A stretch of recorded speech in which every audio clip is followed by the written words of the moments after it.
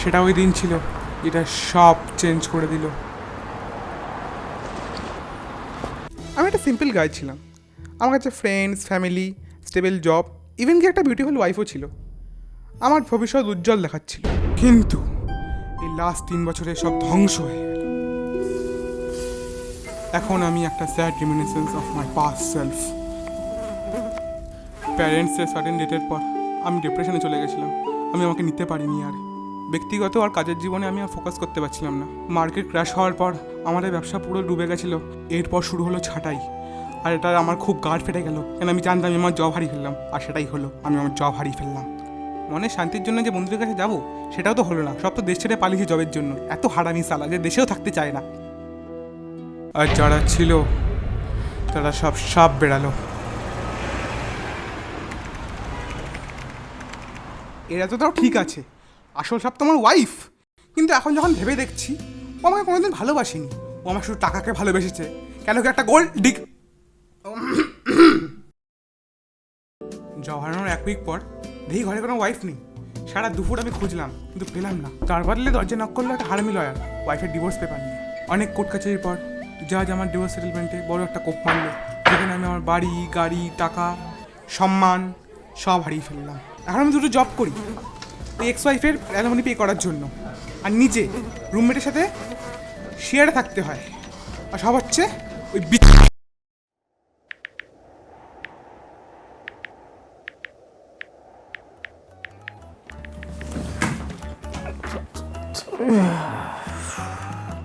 ইয়ো bro, একটু বাড়ে গেছিলাম, একটা মেয়ে তুলে এনেছি, একটু ঘরটা খালি করে দে না, বুঝিস তো। কতবার বলেছি এই কাজটা না করতে? কতবার? হ্যাঁ কতবার? না হোয়াট ইজ দিস? এইসব ফালতু আইডিয়াস দেখে আমি বোর্ড অফ ডাইরেক্টরদের ইমপ্রেস করবো? তোমার কি মনে হয় আমি এখানে কি পাগলা? আমি বলেছিলাম কিরকম ফাইল ডিজাইন করতে হবে, কিন্তু না, আমি ইনোভেটিভ, আমি নিজের আইডিয়া নিজে প্রেজেন্ট করবো। বস কি জানে? আরে এরকম র্যাডিক্যাল আইডিয়া চাইলে পাশের বাড়ি মাতাল বিন্টুকে বলতাম না, তাহলে তোমাকে কেন বলতাম? শোনো, this is your last warning. এরপর যদি কোনো ভুল হয় দেন you are fired.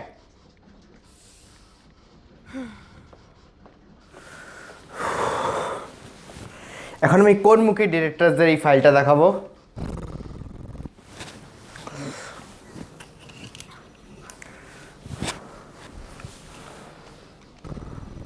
Gate lost. এটা আমার লাইফের সবচেয়ে লোয়েস্ট পয়েন্ট ছিল। দিনকে দিন আমি দুটো কাঙাল জব করে আমার ওয়াইফকে অ্যালিমনি পে করি, বাট আমি হেরে গেছিলাম। আমি সত্যিই এই লাইফে হেরে গেছিলাম। আমার কাছে কেউ ছিল না, আমার উপর কেউ বিলিভ করতো না। আমার খুব একা মনে হতো নিজেকে।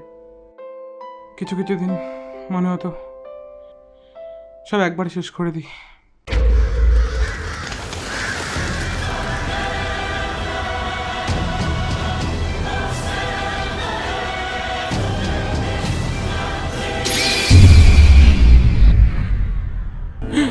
এটা তো আমার রূপ, বাট এটা আনইজি লাগছে কেন আমার এটা?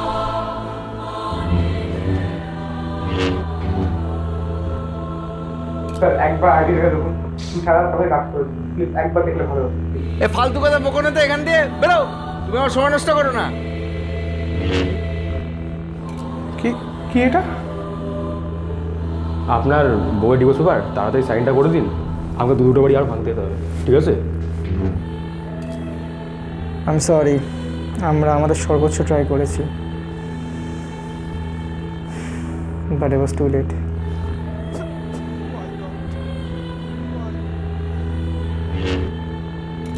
মোনা প্লিজ খোলো, প্লিজ আমার সঙ্গে একটা কথা আছে। মোনা প্লিজ, প্লিজ খোলো মোনা, প্লিজ প্লিজ প্লিজ।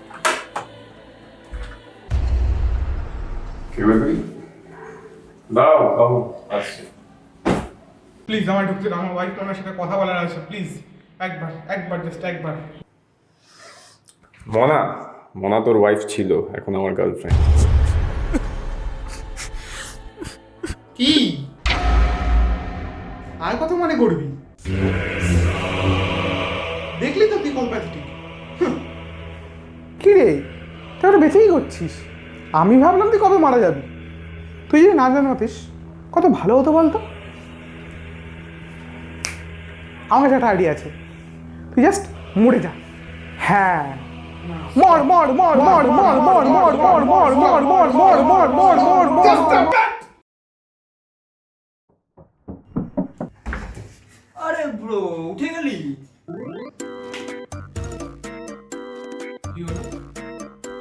আমি কি জানি, তুমি বলো।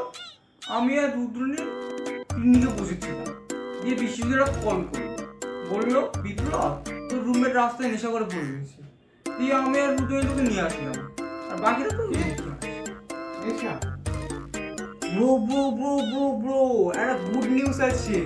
তোর লয়ার কল করেছিল, বললো নাকি তোর এক্স ওয়াইফ কার ক্র্যাশে থাইল্যান্ডে মারা গেছে নিজের বয়ফ্রেন্ডের সাথে। তোকে আর ডিভোর্স সার্টিফিকেট দিতে হবে না ব্রো। কি বলিস? কংগ্রাট ব্রো।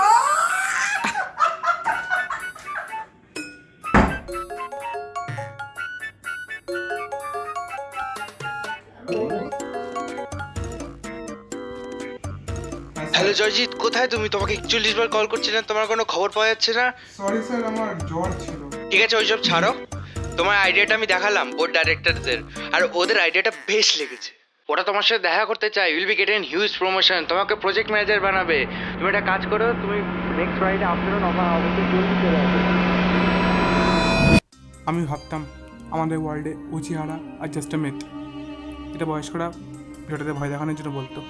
কিন্তু ওটা যদি সত্যি হয় তাহলে কালকে আমাকে কে দাবদাবি থাকিয়েছিল ভাই? পয়েন্টে আসি।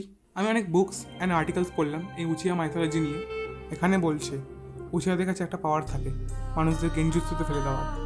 এই স্টেটে ভিকটিমরা একটা ফেক রিয়েলিটিতে পড়ে যায়, যেখানে ওরা অনলি ওইগুলোই এক্সপিরিয়েন্স করে যেটা গেঞ্জুস্তু ওদের দেখাতে চায়। সুকুয়েমি একটা ফর্ম অফ গেঞ্জুস্তু, যেখানে ভিকটিমরা নিজের এন্টায়ার লাইফ পাস করে দেয় ভেবে কি এটা রিয়েলিটি, কিন্তু আসল ওয়ার্ল্ডে বেয়ারলি কোনো টাইম পাস হয়।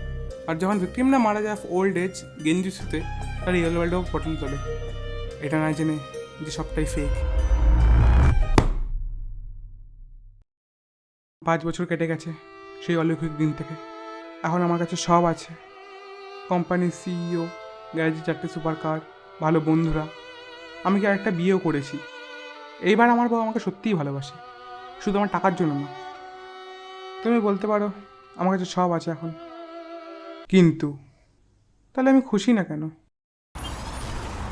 আমি আমার লাইফকে ভালোবাসি, কিন্তু এই লাস্ট 5 বছরে একটা কোশ্চেন আমার পুরো ঘুম কেড়ে নিয়েছে। আমার জীবন কি আদৌ সত্যি, নাকি এগুলো সবই একটা বড় মিথ্যা?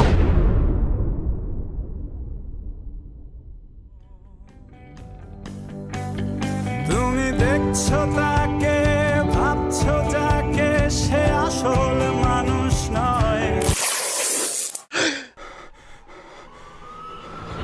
ভাই ওয়েক আপ, ভাই ভাই ভাই ভাই ওয়েক আপ, ভাই ওয়েক আপ, ভাই ওয়েক আপ।